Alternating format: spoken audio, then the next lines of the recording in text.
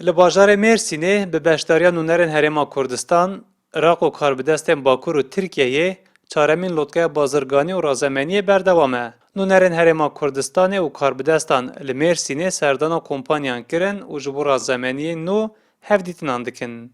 Nûnerên Herêma Kurdistan û karbidest li Mêrsînê serdana kompanyan jî dikin û ji bo razemeniyên nû hevdîtinan dikin. Serokê akademisyenên Tîsyadê Profesör Dr. Ahmet Özer got, aramiya siyasî girêdayê aramiya aborî ye û bi vê yekê peywendiyên dostanî jî pêş ve diçe. Em jî dixwazin ji vê pasteyê Diyarbekirê, Wanê, Mersînê, Entebê, Edenê payekî mezin bigire. Ewana her newra, ewana wernevra, nek sadece bona pera pûla. Biratî û aşîtiyê mezin dike, ticaretê aşîtî jî orta welata da îşekî xaş dîne çêkirinê. Li ser wê sedemê Herêma Kurdistanê ji bona me gelek girîng e.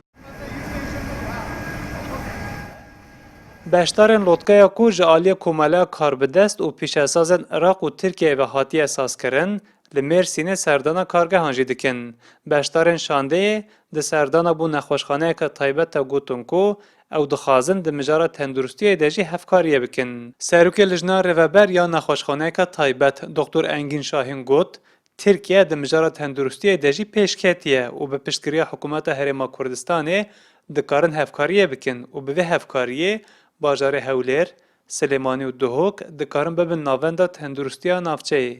Çok büyük işler başarılacağına inanıyorum. Em dixwazin di navbera me û Herêma Kurdistanê de di mijara beşa tenduristiyê de peywendiyên xurt hebin. Mirov dikare nexweşxaneyên mezin çêbike, lêbeliya girîng ew e ku ji aliyê akademîk û pisporî ve tîmeke bijîşkaniya jîr û jîhatî li vê nexweşxaneyê hebe da ku bikaribin neştergeriyên giran jî bikin.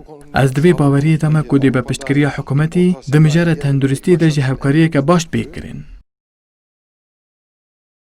Li bajarê Mêrsînê duyemîn mezintirîn balafirgeha Tirkiyeyê tê avakirin û tê gotin ku dê di demeke nêz de bêvekirin. Karbidest dibêjin Mêrsîn bajareke lojîstîk e û dixwazin di navbera Edenê û Herêma Kurdistanê de jî geştên asmanî yên rasterast bidin destpêkirin.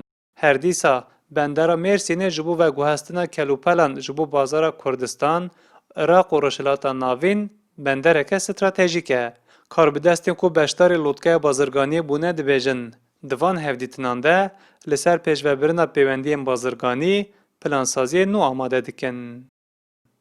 Hesen Kösen, Kurdistan 24, Mêrsîn.